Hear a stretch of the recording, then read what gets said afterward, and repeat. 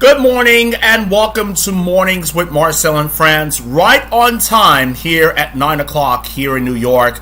My preamble on the Trump assassination taking place from the weekend will taking place for you, coming up for you later on. But for now, it is Tuesday, July the 16th. And as you all know, because I hope our former president is feeling much alive at the Republican National Convention, day 1 in Milwaukee yesterday.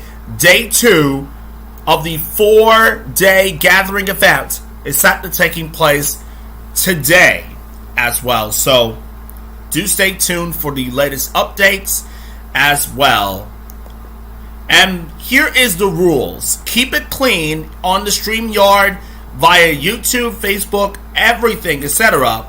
Tell us your username, and always polite yourselves, respect yourself, and respect me, because I do the right thing and I'll always do it the right way. So thank you for joining me here on this Tuesday, July the 16th, and I hope your Tuesdays, or shall I say the July 4th weekend, the long weekend, is already in effect. But next year, as a matter of fact, it will be in 2025. It will celebrate America's birthday. Goes 249, almost to the 250 birthday milestone. That will be in 2026. All right, let's change gears to your morning dose of what's happening around the world, and including here in the States, with the 5 things, including this: Republican convention, classified documents, gender identity, bird flu, and cybersecurity. So, in an age of social media, viral conspiracy theories often run rampant online and threaten the public's ability to sort truth from fiction. A number of wild theories about the Trump assassination attempt are now coursing through the minds of voters because of the deluge of misinformation remains unchecked on popular platforms. So, let's go straight to the news you need right from the top to get you up to speed and on with your day, and I guarantee you it could be good for sure. Episode 381 of the Morning News Headlines podcast is available now. 2 days after surviving an assassination attempt, former President Trump appeared at the Republican National Convention, where he was greeted by an exciting crowd of chants of fight, a reference to the word Trump, mouthed after the shooting yesterday in Milwaukee. A bang-dangled Trump, now the official Republican nominee for president, appeared alongside his running mate, Ohio Senator J.D. Vance. The pair was formally nominated as the GOP ticket for the presidential election this year. A venture capitalist and author of the best-selling memoir Hillbilly Elegy has adopted Trump's populist agenda after years of pointed criticism. He has also called for a full-scale investigation into the assassination attempt, as questions have swirled about the secret security and its security preparations. Continuing with Trump, where a federal judge dismissed the classified documents yesterday against Trump, a surprising ruling that clears away one of the major legal challenges facing the former president. In a 93-page ruling, District Judge Eileen Cannon said the appointment of Special Counsel Smith violated the Constitution. She, or should I say he, had charged Trump last year with taking classified documents from the White House and resisting the government's attempts to retrieve the materials.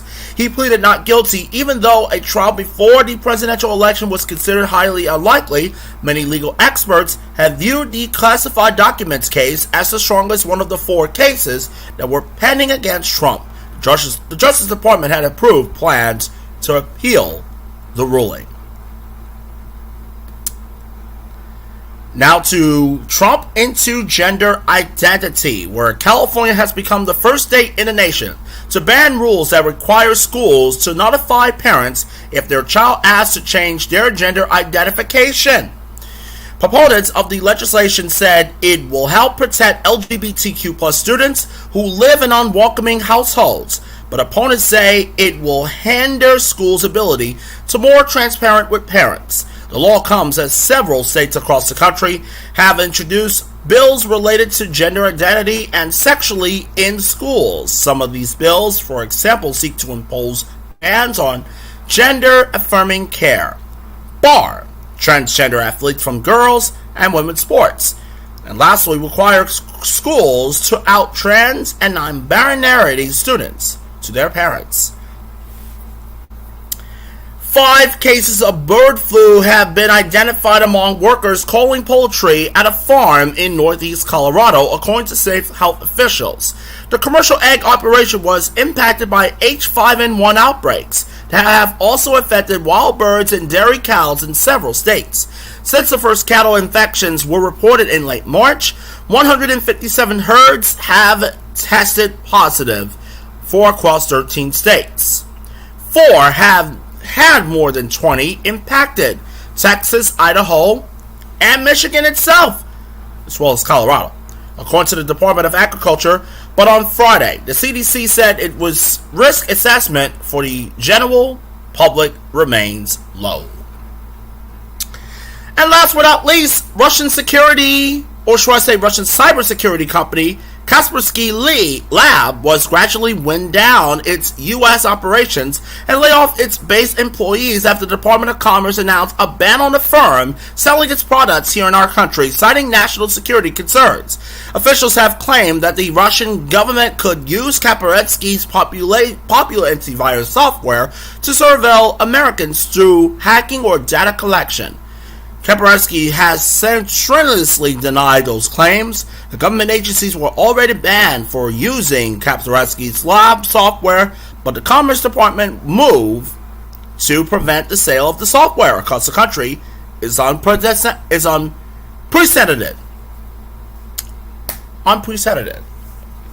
That's the 5 things. Breakfast browse for you now. Goldberg scatting some of her mother's ashes at Disneyland. Donna Keltz joined the cast of Kansas City Chiefs' Hallmark movie. Macy's rejected takeover offer. This popular grocery store item is banned in South Korea. And in Mexico, fossil of Asia shark uncovered. Today's number for you, 38,000. That's how many people have been killed in the war in Gaza since Israel began its military campaign aimed at destroying Hamas after the attacks on October the 7th of last year, which saw around 1,200 Israelis killed, according to the Gaza Health Ministry. Since Friday, the country has launched waves of deadly missile strikes on what it called terrorist targets in the region as it hunts down Hamas leadership with the aid of U.S.-made weapons. And last but not least, today's quotes to wrap things up. United Airlines issuing an apology after Football Hall of Famer Terrell Davis said he was wrongfully removed from a plane in handcuffs after he tapped a flight attendant's arm to ask for a cup of ice. The former NFL player said authorities let him go after they determined the attendant made incurrent accusations stemming from their interaction. United has removed the attendant from duty while it reviews the incident. This is clearly not the kind of travel experience we strive to provide. Alright, in just a moment, I will have the preamble on the Saturday's Trump assassination at his rally in Pennsylvania. And for those of you, my podcast called The Morning News Headlines is episode 385 is available now. Back next Tuesday for more as well too on Mornings with Marcel and Friends.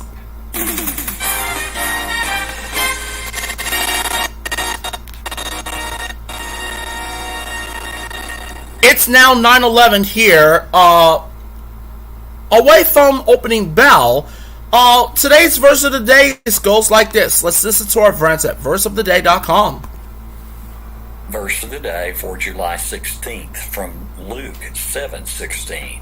After Jesus had raised the son of the widow of Nain, the people were all filled with awe and praised God. A great prophet has appeared among us, they said. God has come to help his people. I'm full aware. Jesus came to do God's work. He came as the Son of God, God incarnate in human flesh. He came to reveal God. Jesus came and many people praised God. He came so people could see God. Do you know Jesus? If you do you know him as well as you should? As Luke reminded us in this event, when people saw Jesus at work in our world, they said, God has come to help his people. Let's look for God at work in our world and invite him to use us to manifest his presence to those who do not yet know him. Let's pray. Oh, gracious Father and eternal God, thank you for revealing yourself, your love, your grace, and your salvation to us in Jesus. We thank you for visiting our world and making us your children. To you, O God, belongs all glory and praise in the name of Jesus Christ. Amen. All right, verseoftheday.com. That is today's verse of the day with Luke 7:16. In just a moment, my friends, I'm going to tell you about the preamble. What could this happen from the weekend on the Trump assassination? Tell me what you really think about it. What's on your mind on the Saturday's assessment? I hope the former president is feeling alive. Hold on a second, please. All right, change that.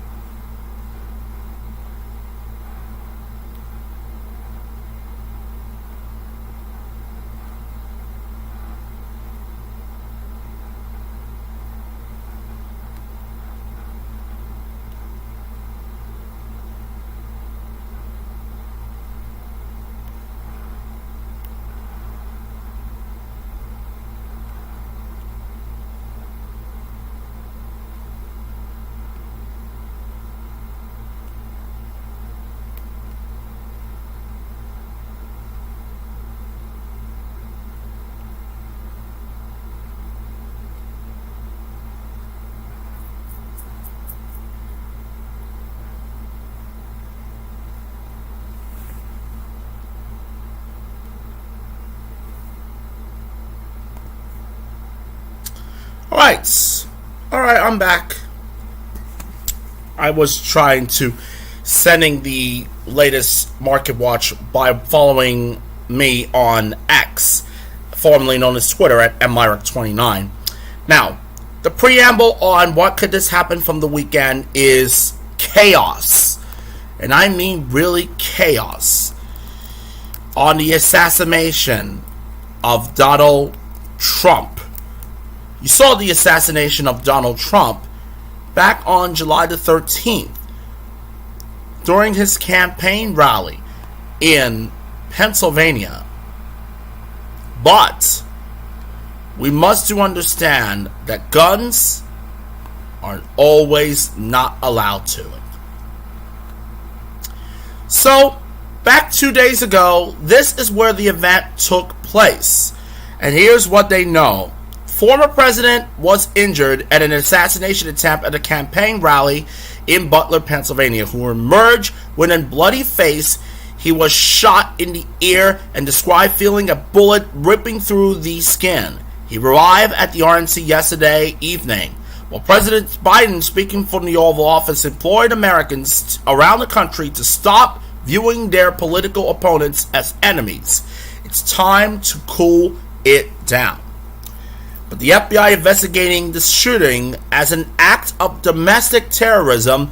A motive is still not known for the deceased shooter, identified as 20-year-old Thomas Matthew Crooks of Bethel Park, Pennsylvania. Oh my gosh. I was taking a nap from Saturday and I saw the news took place there on the shooting of the assassination of former Trump. And he said he hates Republicans. He hates Troy say it's not Democrat. It's not Republicans. No siree. But he hates the Democrats. He hates Trump. And he's got the wrong guy.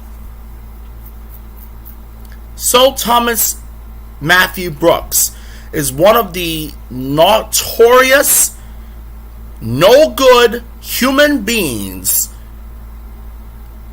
is one of been identified according to the FBI. So the fact is, in this Saturday's big news event, the world has watched or listened. You never know why this is assassination on the president and other politics names like this. The assassination, it says, an archduke triggered a series of events that would lead to the outbreak of World War I. And that means it won't be. Before we get to Trump, you remember this back in 1963, where the assassination of the late great referred president named John Fitzgerald Kennedy, the 35th president of our states. He's assassinated in 1963. He was born in 1917 in Brookline, Massachusetts, and he definitely died. Jack, Rose, and Tatiana are grandchildren. Jacqueline is the Sprouts. John F. Kennedy Jr., Caroline, and Patrick are the children of him. The death of the president has sent shockwaves throughout the world. And according to John F. Kennedy's library website, so it was the assassination took place. He rode in a motorcade through Deadly Plaza in Dallas, Texas, downtown by the fall of the year. His political advisors were preparing for the next presidential campaign. Although he had not formally announced his candidacy, it was clear that President Kennedy was going to run and seemed confident about his chances for re-election. So in 1964, for his run, at the end of the month, the president traveled west, speaking in 9 different states in less than a week. The trip was meant to put a spotlight on natural resources and conservation efforts, but he also used to sound out themes such as education, national security, and even world peace. But not just for the assassination of John F. Kennedy and Trump here in the States, but how about the overseas for the assassination of Shinzo Abe? Back 2 years ago, the former Prime Minister of Japan and serving as the House of Representatives in the country was shot to death while speaking at a political event outside Nara City, Nara Prefecture, Yamato Sadicha Station.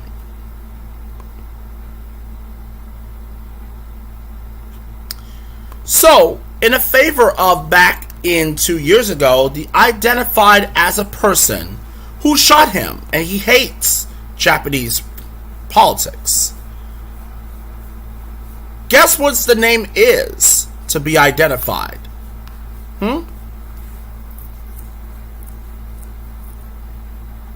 Oh, wow. Wow. 2.5 seconds in this assassination. So, here's what they know. by police. According to Prime Minister Fumio Kishida, acknowledged security lapse. Police said they are investigating. So, according to the police, back 2 years ago, they identified as Tatsuya Yamagami. Tatsuya Yamagami, 41 years old. My God. Now 43. 43.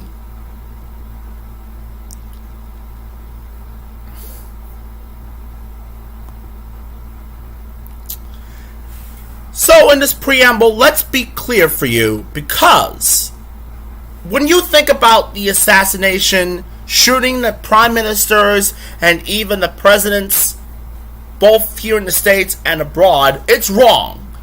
And that's the truth. If you think the assassination, it could be violence and very dangerous.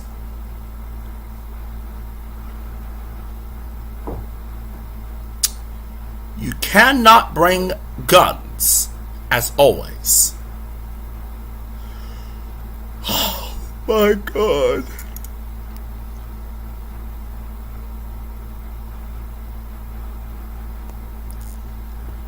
Because guns are not for safety.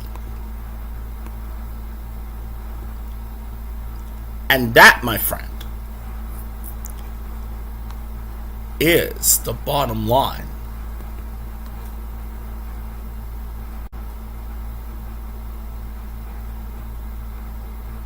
So let's take a listen to President Trump, or should I say President Biden, on the assassination as he televised the national audience back on Sunday. I want to speak to you tonight about the need for us to lower the temperature in our politics. And to remember, while we may disagree, we are not enemies. We're neighbors, we're friends, co-workers, citizens, and most importantly, we're fellow Americans. We must stand together. Yesterday's shooting at Donald Trump's rally in Pennsylvania calls on all of us to take a step back. Take stock of where we are, how we go forward from here.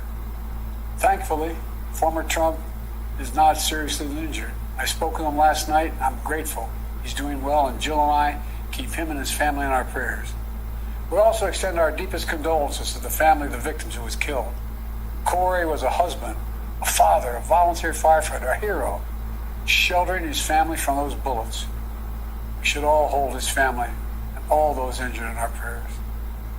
Earlier today, I spoke about an ongoing investigation. We do not know the motive of the shooter yet. We don't know his opinions or affiliations. We don't know whether he had help or support, or if he communicated with anyone else. Law enforcement professionals, as I speak, are investigating those questions. Tonight, I want to speak to what we do know. A former president was shot, an American citizen killed, while simply exercising his freedom to support the candidate of his choosing. We cannot, we must not go down this road in America. We've traveled it before throughout our history. Violence has never been the answer. Whether it's with members of Congress of both parties being targeted and shot, or a violent mob attacking the Capitol on January 6th, or a brutal attack on the spouse of former Speaker of the House, Nancy Pelosi, or information and intimidation on election officials, or the kidnapping plot against the sitting governor, or an attempted assassination on Donald Trump. There's no place in America for this kind of violence, for any violence ever. Period. No exceptions. We can't allow this violence to be normalized. You know, the political record in this country has gotten very heated. It's time to cool it down. We all have a responsibility to do that. Yes, we have deeply felt strong disagreements. The stakes in this election are enormously high. I've said it many times that the choice in this election we make in this election is going to shape the future of America and the world for decades to come. I believe that with all my soul. I know that millions of my fellow Americans believe it as well. And some have a different view as to the direction our country should take. Disagreement is inevitable in American democracy. It's part of human nature. But politics must never be a literal battlefield and, God forbid, a killing field. I believe politics ought to be an arena for peaceful debate, to pursue justice, to make decisions guided by the Declaration of Independence and our Constitution. We stand for an America, not of extremism and fury, but of decency and grace. All of us now face the time of testing as the election approaches. And the higher the stakes, the more fervent the passions become. This places an added burden on each of us to ensure that no matter how strong our convictions, we must never descend into violence. The Republican convention will start tomorrow. I have no doubt they'll criticize my record and offer their own vision for this country. I'll be traveling this week making the case for our record and the vision, my vision of the country, our vision. I'll continue to speak out strongly for our democracy, stand up for our Constitution and the rule of law, to call for action at the ballot box, no violence on our streets. That's how democracy should work. We debate and disagree. We compare and contrast the character of the candidates, the records, the issues, the agenda, the vision for America. But in America, we resolve our differences at the battle box. That's how we do it, at the battle box, not with bullets. The power to change America should always rest in the hands of the people, not in the hands of would-be assassin. The path forward through competing visions of the campaign should always be resolved peacefully, not through acts of violence. We're blessed to live in the greatest country on earth, and I believe that with every soul, every power of my being. So tonight, I'm asking every American to recommit, to think about it. What's made America so special? Here in America, everyone must be treated with dignity and respect, and hate must have no safe harbor. Here in America, we need to get out of our silos, where we only listen to those with whom we agree, where misinformation is rampant, where foreign actors fan the flames of our division to shape the outcomes consistent with their interests, not ours. Let's remember, here in America, while unity is the most elusive of all goals right now, nothing is more important for us now than standing together. We can do this. From the beginning, our founders understood the power of passion, so they created a democracy that gave reason and balance a chance to prevail over brute force. That's the American we must be. An American democracy where arguments are made in good faith. An American democracy where the rule of law is respected. An American democracy where decency, dignity, fair play aren't just quaint notions, but living, breathing realities. We owe that to those who come before us, to those who gave their lives for this country. We owe that to ourselves. We owe it to our children and our grandchildren. Look, let's never lose sight of who we are. Let's remember we are the United States of America. There is nothing beyond our capacity when we do it together. God bless you all. May God protect our troops.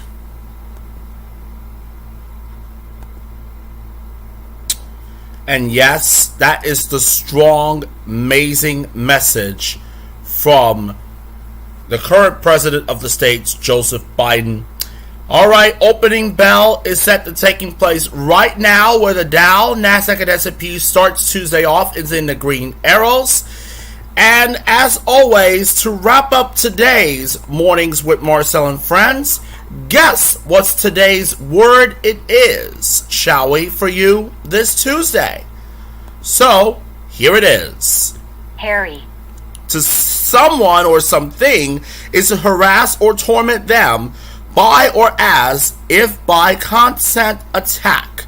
For the assistance, the visiting team harried the home team relentlessly during the first quarter. So Harry is Harry, just like Harry and Meghan. Harry is our word of the day.